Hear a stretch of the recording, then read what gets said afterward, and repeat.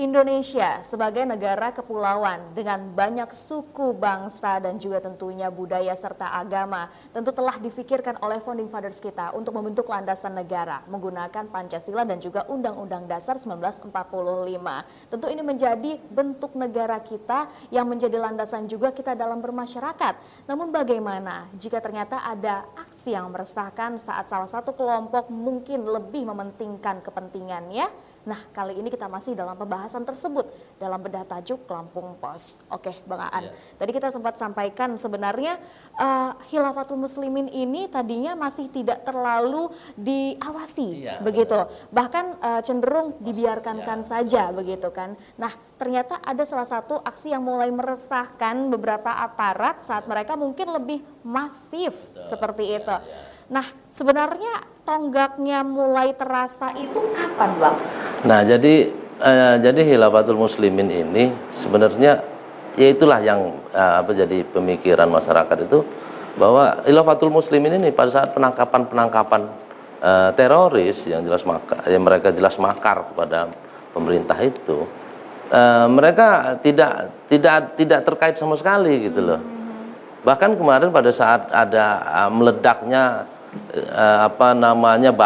bahan peledak di gedung air di dekat Polsek Tanjung Karang Barat itu, dan ternyata mereka anggota dari Khilafatul Muslimin, dan itu diketahui adalah bom ikan, gitu ya, bom ikan, makanya dibiarkan. Kemudian barulah pada saat pandemi mereka melakukan pawai 1 Muharram, itulah mereka diduga melakukan pelanggaran PPKM. Gitu.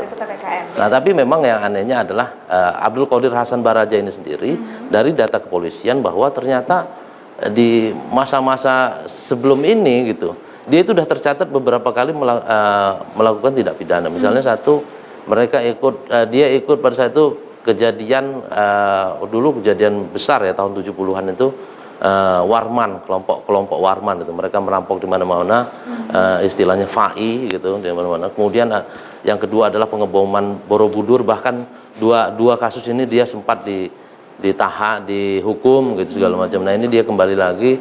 Nah, tapi memang kok dibiarkan, artinya mungkin dianggap deradikalisasi selesai ya dengan Abdul Qadir Hasan Baraja ini. Nah, tapi kemudian ternyata muncul kembali mereka melakukan aksi itu, kepolisian seperti gelagapan untuk ayo nih ini sudah mulai mengarah ke makar gitu, mengganti bentuk negara. Nah, itu baru mulai ditahan. Nah, salah satu juga yang menjadi track recordnya adalah beliau pernah juga menggerakkan NII saat itu, betul ya Bang ya? Nah, sebenarnya di saat itu beliau merasa sadar, oh saya telah melakukan pelanggaran. Lantas bagaimana bisa akhirnya akhirnya muncul keberanian lagi untuk mungkin melakukan aksi yang tidak terlalu berbeda dari hal itu? Ya, artinya kan gitu. Mungkin dia sendiri juga ada dimasuki lagi sama paham-paham seperti itu gitu loh. Tapi yang jelas bahwa kita sudah sepakat bahwa bentuk negara kita ini republik gitu ya, bukan khilafah atau yang lainnya, bukan juga misalnya demokratis, republik ya, kita menjalankan demokrasi, bukan demokratis tanda kutip yang bebas tanpa batas ya gitu loh. Nah, itu dan sebagian besar ormas keislaman itu juga telah menetapkan bahwa bentuk negara kita republik, seperti Nahdlatul Ulama itu dalam muktamar menyatakan bahwa mereka tetap berpegang pada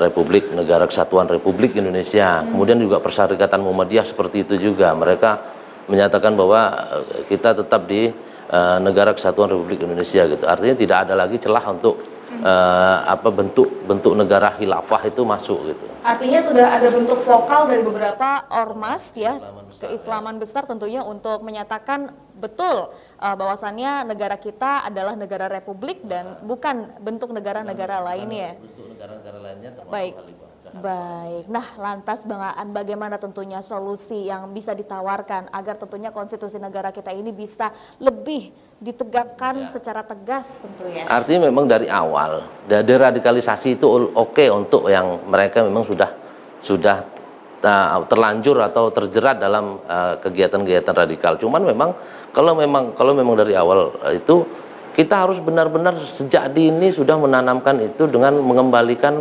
kurikulum pendidikan itu yang ngarah ke sana. Dulu kita punya pendidikan moral Pancasila, kita mengenal Pancasila, bagaimana sikap kita sesuai dengan butir-butir Pancasila, kan gitu ya.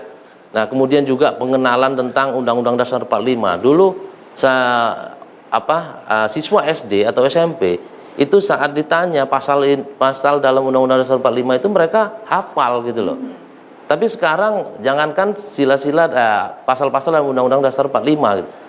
Sila-sila dalam Pancasila pun ada beberapa orang yang tidak hafal gitu loh. Nah, dari tidak hafalnya saja bagaimana mereka akan mengamalkan, kan gitu ya. Makanya harus ditanamkan sejak awal. Kalau ini dibiarkan terus, maka kekhawatirannya akan ada perpecahan bangsa karena masyarakat atau bangsa ini tidak lagi cinta dengan Pancasila.